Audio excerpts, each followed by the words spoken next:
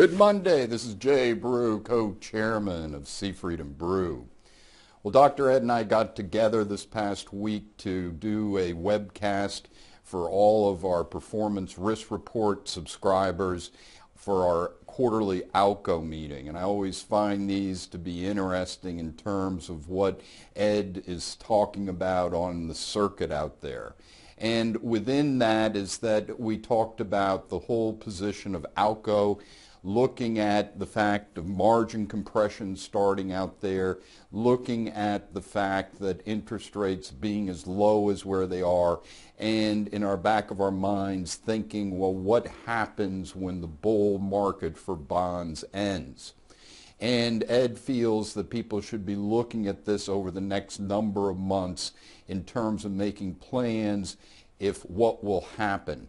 What would happen to your investment portfolio? What would happen to your deposit mix? Looking at it from an ALCO risk perspective of saying, well, what would happen if interest rates would head up and bond values would head down? And one slide that he had that I thought was particularly interesting is just the overall level of rates. September 1981, looking at the 10-year Treasury at 15.84%. So who says they can't go back up again? When you look at September of 2011 at 1.72, is that when does the bond bull market end? And within that is that he gave reasons of why it could be soon to end. He then, which I'll go over, gives reasons in terms of why the bond bull market might not end. But as he put it, recovery proceeding slowly but nicely, GDP growth okay, retail sales okay, unemployment going lower, production higher, and interest rates low.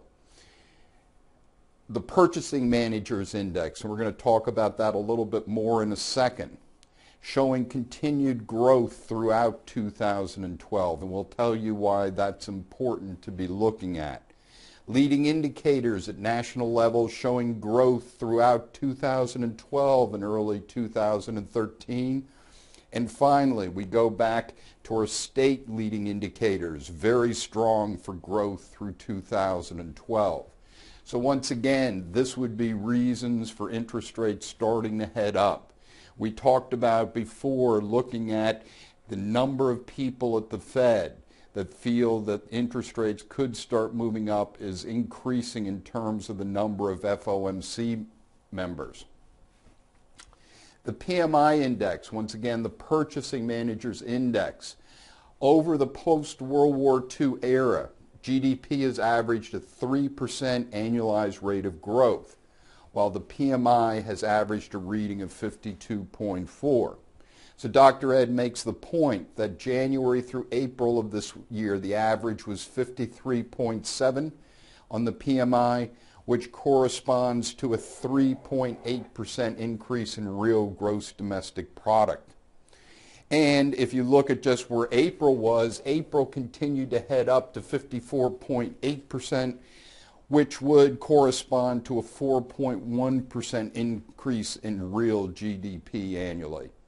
So when we look at that and we look at the strength of the PMI and the historical correlation between PMI and GDP, is that it would suggest that GDP moves up higher in here than that 2.2% in the first quarter. And remember what we looked at in terms of looking at growth. Well, let's look at the opposite side. What would cause the bull market to continue through 2015 like some members of the Fed are talking about? Fiscal policy stimulus will slowly be withdrawn. Emerging market economies can continue to erode U.S. manufacturing. Medical care costs reduced, needed plant and equipment investment, and then fuel costs, especially the fuel costs that we saw moving up in terms of oil prices. And then finally, the housing sector is still weak. So he's looking at these that would be an overall drag on the economy and cause interest rates to stay at these low levels for quite a while. But I still go back to looking at our state leading indexes and looking at the strength that we see through the country, with the exception of Louisiana, which is showing slight negative growth, as well as Rhode Island, which keeps bouncing back between having growth the last 3 months, projecting out low growth. And once again, Rhode Island is approximately the size of the economy of Greece, just as a mention in here. When we look at it, though, in terms of the entire United States being in this green to dark green area, that once again, that I feel it supports the feeling that Dr. Ed is saying, that we have continued growth in here, and that most likely will end the bond market, the bond bull market. And when we think of that, is that then we want to talk about strategies, and that's what we did in our ALCO meeting. And I'll be sharing another strategy that we didn't talk about in next week's webcast. For now, have a great week. This is Jay Brew, co-chairman of Seafried and Brew.